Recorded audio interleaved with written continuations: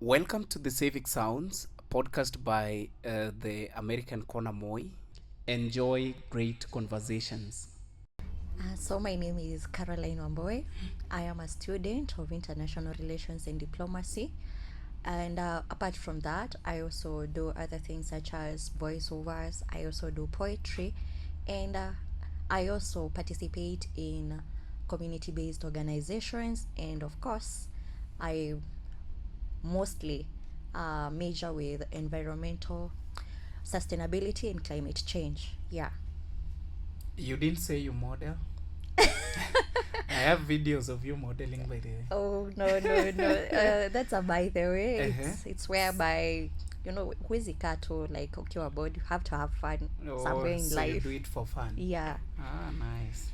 And maybe because I'm also a fashion enthusiast. Sorry. Yeah. Ah, okay. Ah, that's nice. Yeah. I'm also a fashion enthusiast. Shida tu ni budget. Unajua nguo zetu kidogo zinakuwaga expensive. Kiamua unaweza vaa shamba. So yeah, that's good, Caroline. So welcome to this platform. Thank you. So let me start by asking, have you ever been to the streets since last year, since all these demonstrations began? Yeah. I've been to the streets. I've been to the streets twice last year. Ah, okay. During the finance bill Yeah, finance bill protest. demonstrations. Yeah. Ah, okay. So while on the streets, what were some of your concerns as Caroline? Some of the concerns that I had as Caroline, I'm a lady, Yeah. and at that time, the you remember that the prices of the sanitary towels were to hike up to around 150 shillings for one packet, which means What were the prices before? Before then they were around 70, 80, 50. It depended with the brand that people use. And so imagine buying one packet of sanitary towels at 150 shillings Yeah. each and every month. Some of us ladies use like a maximum of 3 in 1 month. Now tell me, how am I supposed to survive as a lady? Maybe I even don't have a source of income. I don't have parents to provide for me. Imagine how hectic that would have been. Yeah. Yeah. So that was your item. Yeah. Ah, okay. I think you are not alone, because I know of other ladies from the University of Nairobi who actually came and told me that was their item. Yeah. And I know several other people had different concerns here and there. Yeah. So I think for me that makes me happy, and the reason I asked that is because I wanted to see if at all you went to the street, if you had a reason for going to the streets. So for the first time actually in history of this country, I see people going to the streets for a reason. Yeah. All along, for the protests we've had, leave alone the civil servants protests, the political inclined protests, people go to the streets because somebody said, oh, my votes were stolen, Yeah. for example. So if I go to the street na mtu aniulize, umekuja kuprotest kama, ebu ni explainie venye kura zilipotea. Yeah, how So will you even answer that? how will I even respond to that? You were never even a clerk. I was not even a clerk. Mimi, I voted and went back, you see. So I think there is that bit of wokenness among especially the young people. Yeah. And last year was actually the beginning of that. Yeah, on June 25th. Yeah. So what do you think instigated all that? Where did it all begin? Okay. Because we've always had finance bills. Every year there is a finance bill. Why the finance bill 2024? Finance Bill 2024, it had a very good and also very bad. I want to call a spade a spade. Yeah. Very bad agendas for some of us, especially the youths, because you see, we are the ones who are expected to also provide for ourselves at one point in this lifetime, and then the prices of those particular items that you want to buy, the taxes have just gone up. If I was earning a certain amount of money, now I'm being taxed an extra housing levy, remember. Okay, most of us people just think that we are joking around, but let me say, mimi nimetoka ushago. I have been provided a shamba by my parent, so I can build there and have my own home comfortably. And then here I am being taxed because of affordable housing. I don't know whether I'm ever going to see that house, or even the children who are coming as the next generation are ever going to see to seek residence in those houses. Why the tax? What is so important about the tax? About the about tax. the houses, I mean. Remember, people are dying of hunger in Turkana. Remember, others are even going hungry, not even in Turkana, or in Nairobi. Unapata Dandora mtu amelala njaa, ama Kibera, and these people are here telling about affordable housing. First of all, someone will never think of a shelter before having food. Because this is the main thing that will give me the energy to see tomorrow. Then you're telling me about housing levy. It does not make any sense. Okay. So because when we talk about affordable housing, the word affordable housing has been there before. I hope you guys know. For example, if you go to high rise, is that Kibera or somewhere around Langata constituency? There are those houses. They are meant to be affordable. So you're saying, in short, unasema kitu ilifanya watu sasa waamke ni the tax. Taxes. You find like they are to the government, maybe they are relevant, but to some of us they are not. Because we find it annoying, because I am employed, I have my own home, I can cater for my own children and everything, and then now there is these taxes that are coming because I need to pay a certain amount of money to build those houses. So you're saying, when you're talking about this housing levy, it did not really get to resonate with most of the people, because they were like, okay, it's fine, we are getting to be taxed this amount of money because of the affordable houses, but let's start with the most pressing issues, like maybe food, clean water, healthcare services. All these things were dwindling, and if before the government caters for them, here they are telling us about housing levy. This does not make any sense. I go to the hospital, I am sent back home because there are no medicine, or I cannot get a certain service because the doctor cannot be there. The doctors have already gone on a strike. The government isn't doing anything. Then how am I supposed to live in those houses? Okay. So since then, we've had like the conversation has been shifting from this, that, and all that.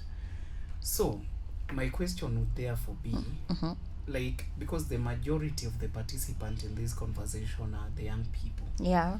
And I think even the political class are actually coming to terms with the fact that this is a young people's thing. So for you as a young person, what is it in need for you? Accountability from the government, because we might talk about this and that and whatever, and then there is no change, because that change is what we want. We want accountability. Corruption, embezzlement of funds has been there since time immemorial, but we want this change because we want to see, it's fine, you're taxing me for this amount of money, let me see how relevant it will be to me. Is it going to really carry out the work that is supposed to be to carry out? For example, if it's that housing levy, some people I know behind the back, kuna watu tu wanasema, this is money and I'm just putting it in my pockets because these people are just still gonna provide this money. Or maybe unapata mtu umepatiwa tenda fulani, instead of doing your part, you just get the money, do like kama vile uliona lami sijui imepakwa. What is that really? Is that accountability? So you want accountable leadership? Yes. Okay. Other than that? let's start with accountability. We also want to see the government listening to the voices, because people have been talking about the deaths that have been there. Yeah. But we never see anyone who stands and empathizes and said, we are sorry, it was not our intention, and we will look at ourselves, or we shall do better next time. Instead of killing people aimlessly. See, like juzi hizi maandamano za Sabasaba, flying bullets, they find a child seated in the sitting room watching television. What is that? Will you say that that child was also on the streets? A 12-year-old kid. Yeah. All right, so in short, you're saying what the young people are asking for is, number one, accountability. Yeah. And then number two, the government to listen to them. Yes. So government listening to them, hiyo ndo nataka tuelewane, like what do the young people want? Ni nini hii wanataka? So that the government can listen. There has been complaints about their corruption. So corruption should cease. Yeah. There has been complaints about the police killing people in the streets. Yeah. That should stop. In fact, it is not supposed to be there unless someone has really committed a crime that is supposed to be shoot to kill. The other thing, Juicy, the president says that if someone is found stealing or vandalizing property, should be shot.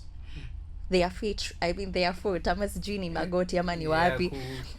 Kupigwa risasi kwa mguu. Sawa, umeenda ukapigwa risasi, maybe even a stray bullet found you ikakupiga ukapatwa kwa mguu. Sasa unataka kuniambia for the rest of my life, I might even be crippled for the rest of my life because of that particular command. Why is that supposed to help? I thought there were courts. I thought there were cells. I thought there were prisons. The judicial system. Yes. Okay. So, perhaps you forgot to mention, but I hear that one of the things that young people want to be addressed is unemployment. Oh my, yeah. Unemployment has so been unemployment. And as per the statistics, they say that currently we are graduating either million plus into the job market. Yeah. That is the TVETs, the colleges, and the universities. Yeah. Like every year we are graduating close to a million or over a million.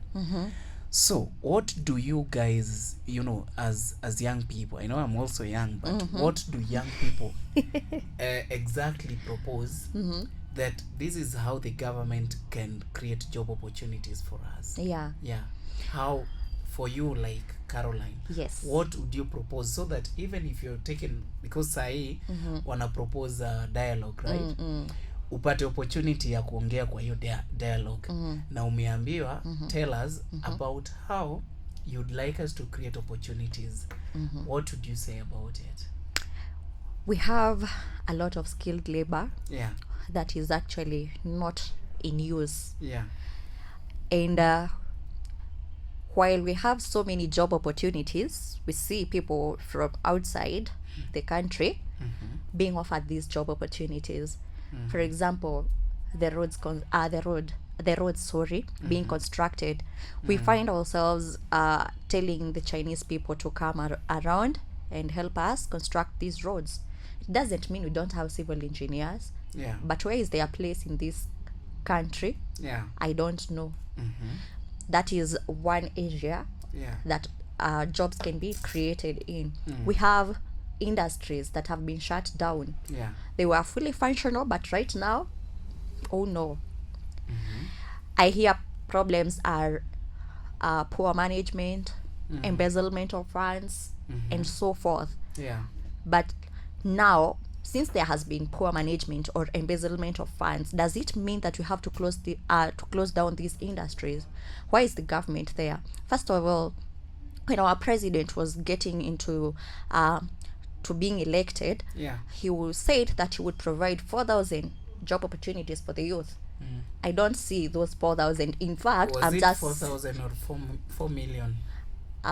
Whatever I have seen recently was 4,000 on the news that's Okay. going around. 4,000 people. So these 4,000 people, instead of really being employed, we are seeing now, I think there are 5,000 jobless people, because there are 1,000 people who lost their job recently because of being fired. I don't know, the industry was shut down again. The company. Yeah. Uh-huh. So instead of these numbers of employment even going high, it is becoming high in unemployment and low in employment. And these are some of the things that are even making the youths go to the streets, because they are idle. Mind you, if I had somewhere to go every morning and earn my own salary, I wouldn't be idle. I wouldn't be seated aimlessly and going to the protests aimlessly without an aim, actually, because I know some of the youths that are going to the streets, they even don't know what they're going to do. They're just going there, either maybe if I get a chance, nitachukua simu, niibe, I go sell it and get something to feed myself. Yeah. So in short, unasema let us just ensure that the industries are working. Yes, So and that this will save us a lot of money. Imagine some of the things that we are importing and we are capable of manufacturing. Okay. Like sugar. Talk about chemeleo industry. Talk about these other companies. Sony Sugar. Yeah, Changamwe. Oil companies. We are exporting things that we are capable of manufacturing. Yeah. Okay. And when we start to manufacture, so many people can be employed even in the farms. Yeah. In the value chain, value addition process and all so that. there is this value addition chain. Yeah. People for transport, people who work in the industry themselves, the farmers who are growing these raw materials. There would be so many job opportunities. Yeah, that makes sense. But let me also ask. There has been questions about the capability of these people to work. Because mtu anasema umesikia, you said like we have other nationals working in our country, yet we have like the manpower or the workforce to do that same job. So there have been concerns of our youths are unemployable, they don't have attitude. Umepatia mtu kazi venye anakujibu tu, unasema heri niende mtu mwingine and all that. What's your take on that? You see, since there has been this unemployment for a very long time, it has also brought people into another realization of I don't feel wanted. So whatever the job you give me, I can survive. I have already survived. Yeah, I can survive regardless. I have been surviving. So why do you want to come and command me around? Because that the system was broken a long time ago, since when unemployment started. So these people don't even know the value of maybe waking up early, going to work, and showing my loyalty and my determination to that work. Yeah. They lose passion for work. Yeah. Okay. Okay. Anyway, can we talk about demos zilianza last year, and people have been going on to this going to the streets, and they've been demonstrating. However, over the past few months or weeks, we've seen an infiltration of these demonstrations where we have a group that is genuinely demonstrating, whereas we have another group that is coming to take advantage of the demonstrations. So what is your take on that, and how do you feel, or what do you think we can do to ensure at least that there is no that infiltration? For one thing, I would say that when we are going to these streets, can we have purpose? Why are we protesting? Yeah. Does everyone have that in mind? You see, for example, the civil servants, when they are demonstrating, we are demonstrating because of payment. We have not been paid for this amount, for this long. Yeah. And this is what we want. If the government wants to talk, then we set a table whereby we can both sit and negotiate Yeah. on the terms and conditions that Yeah. should apply. Yeah. And if that fails, we see the party, maybe the civil servants, taking to the streets again until they are heard. And for this to work, you can see they have agents. They just don't go to the streets. They have agents. For example, Coupet or Not. yeah, or not. They have their own leaders that they have set aside, and then the people who are under these agencies, they have given the power to certain people who can go sit to the table and negotiate on their behalf. Then that is what the youth should do. But however, we have seen problems that have come along with such, because you see people choose their leaders, and then these leaders are not loyal enough to the people who sent them to work. Yeah. You see them turning their back. You see them being paid some, I don't know, is it nuts or whatever, peanuts, yeah. And then they just go sit back and not do whatever they were called for by the people. That is where even the youths have lost their faith. But however, I would think that would work if we had someone who is really loyal and accountable enough.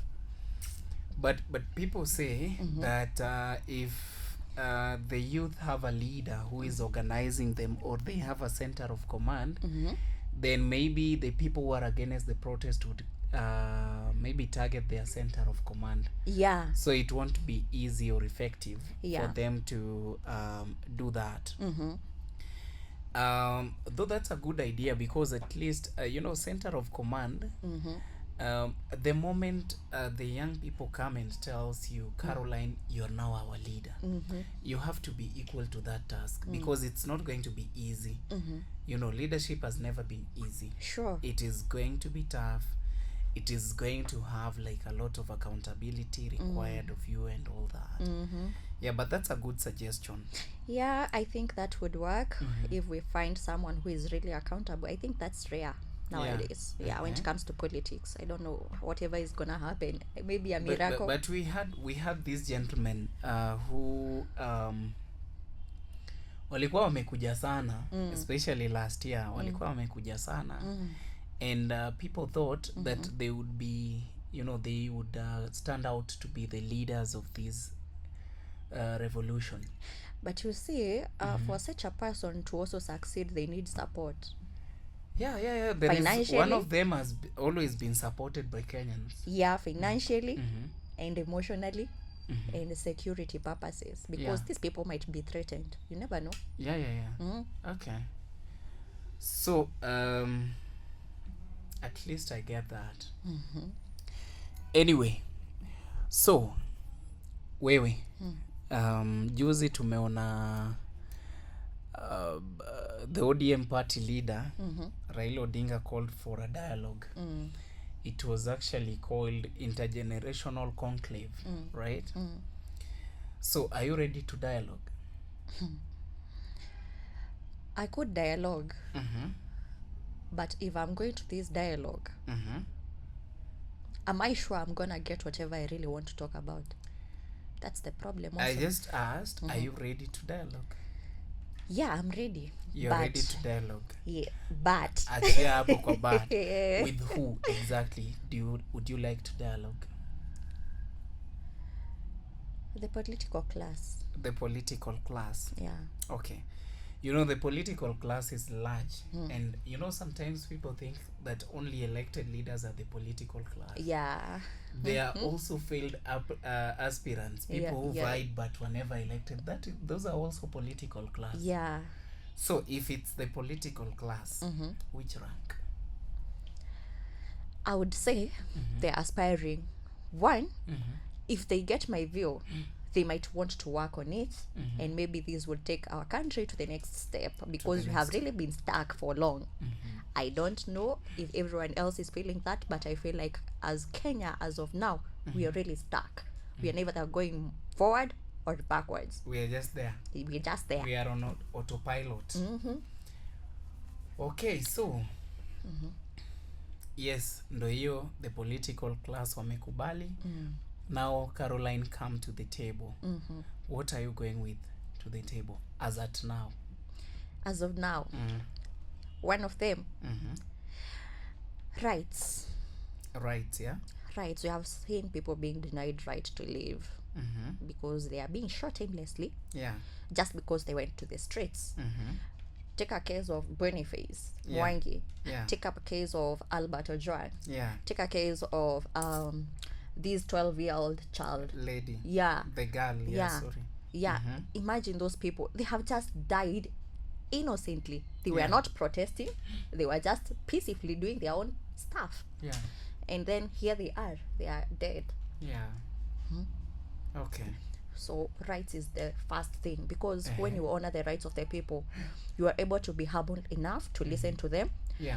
And you are also able to sit with them and get to an understanding of this will work, this will not work. So this is what we have. Yeah. So there is also this concern, yeah, where everything that right now the government either says or does becomes funny. So how do we get out of that? How do we get out of that? Because sometimes it looks like mockery, sometimes it looks like criticism. Do you feel the president or the government is being fairly criticized? I would say yes, and I would also say no, because at the end of the day, that is one way of people expressing their grief or their agitation with the government. If, for example, the government was accountable, do you think anything they would say would be taken as a joke? No. It would be clearly stated and heard and listened to. Yeah. But at this point, because there is no listening, there is no a table of negotiation, there is no a center line where people can meet, then people just get to see these things are funny, because whether you say it or not, you don't do it. Yeah. It doesn't matter. It doesn't matter. Okay. So it just becomes a joke at the end of the day. Okay, now that we are headed to the next election, because I see young people say so and so must go, this must stay. Yesterday I saw somebody asked on X, who is that one MP you know will definitely go home in 2027? So I was just reading through the comments, people suggesting names. Oh, this has to go. This has to go. Do you think that even though the young people are calling for accountability or accountable leadership and systems to work for them, do you think the young people are ready to take up the leadership role? I would say no, because one thing must be stated clearly, as we all know. With age comes experience, and leadership of a country is not a joke. We need responsibility. At this point, I wouldn't say anyone young or any Gen Z is good enough to take up that seat. The presidency, that is it. Yes. The reason being, they lack experience. Even if they got there, they would get confused. They don't know how things run. There is no way you can ever rise at one point and get to the presidency without seeing every other process that has been taken. You see, for the presidents that we have had before, we see someone got into politics as an MCA, an MP, a governor, a senator. So at least they have the knowledge of how the system works. They've built the capacity. They have built themselves. They have the knowledge. They have the wisdom, and they know, if I do this, this will fall apart. If I do this, this one will go in the right direction. We don't have that capacity at this point. We have to be what do you call it, capacity building. They must be embodied, and there is no missing a step. It's just like growing up. You must face all the stages for you to be called an adult. So capacity building, they need a lot of capacity building to be able to rise to the leadership position. Thank you so much for that, Caroline. As we come to the end of this conversation, what is that piece of advice that you'd like to give to number one, the youth, and then number two, to the government? I would say to the youths,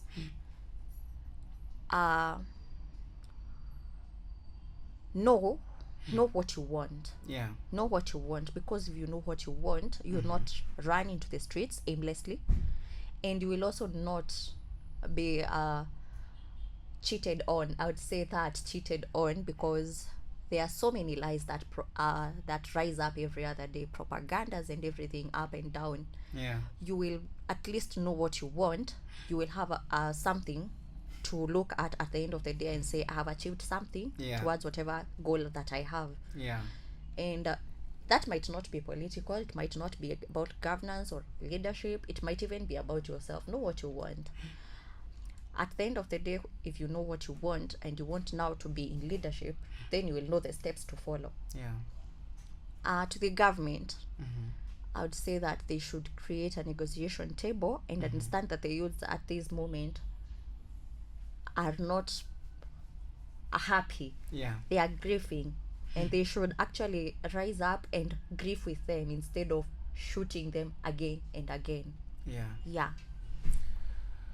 All right. Thank you so much, Caroline, for that insightful piece of advice, and of course the wealth of knowledge or wisdom you've shared with us today.